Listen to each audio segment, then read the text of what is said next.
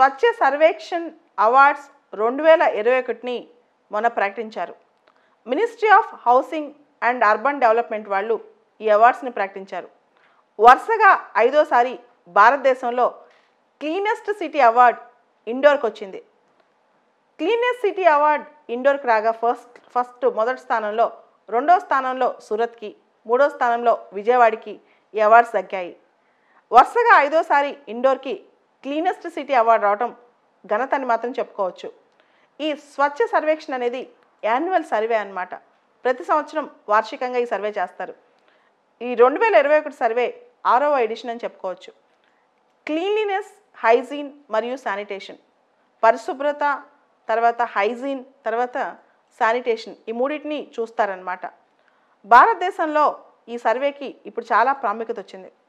మనందరికీ తెలుసు, 2014 అక్టోబర్ 2వ తారీఖున మోడీ గారి ప్రభుత్వం స్వచ్ఛ భారత్ అభియాన్ స్టార్ట్ చేసిందని చెప్పి, దానిలో ముఖ్యమైన విభాగం ఓపెన్ డెఫికేషన్ ఫ్రీ, అంటే బహిర్గత విసర్జన లేని భారతదేశం. ఈ స్వచ్ఛ భారత్లో ఇండియా మొత్తాన్ని అక్టోబర్ 2, 2019 కల్లా ఓపెన్ డెఫికేషన్గా చేయాలని ప్రయత్నించారు. చాలా వరకు సఫలీకృతమయ్యారు.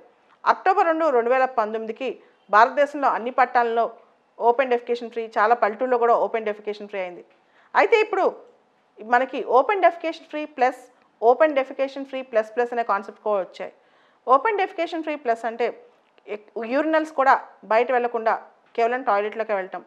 Open defecation free plus plus అంటే ఈ solid waste management, garbage management, వీటికి సంబంధించి కూడా.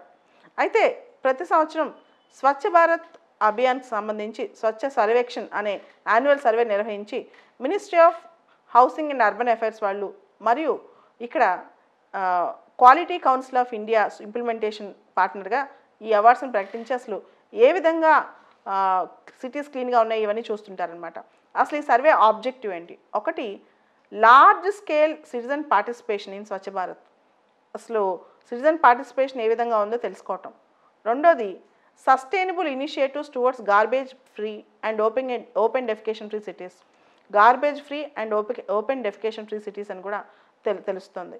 తర్వాత ఈ సర్వేలో వారణాసికి, అంటే మోడీ గారి కాన్స్టిట్యున్సీ కాశీకి క్లీనెస్ట్ గంగా టౌన్ అని కూడా ఫస్ట్ వచ్చిందనమాట. గంగా నది జలాల తీరంలో ఉన్న టౌన్స్లో వారణాసి క్లీనెస్ట్ గంగా టౌన్ అంట. తర్వాత క్లీనెస్ట్ స్టేట్స్లో ఛత్తీస్గఢ్ నెంబర్ 1 ఉంది. భారతదేశంలో ఏ రాష్ట్రాలు క్లీన్గా ఉన్న దాన్ని చూస్తే ఛత్తీస్గఢ్ నెంబర్ 1 ఉందన్నమాట. అదేవిధంగా మనం గమనిస్తే అహ్మదాబాద్ కంటోన్మెంట్, భారతదేశంలో కంటోన్మెంట్ ఏరియాస్లో అహ్మదాబాద్ కంటోన్మెంట్ ఇండియాలో క్లీనెస్ట్ కంటోన్మెంట్ అంట, followed by Meerut cantonment and Delhi cantonment.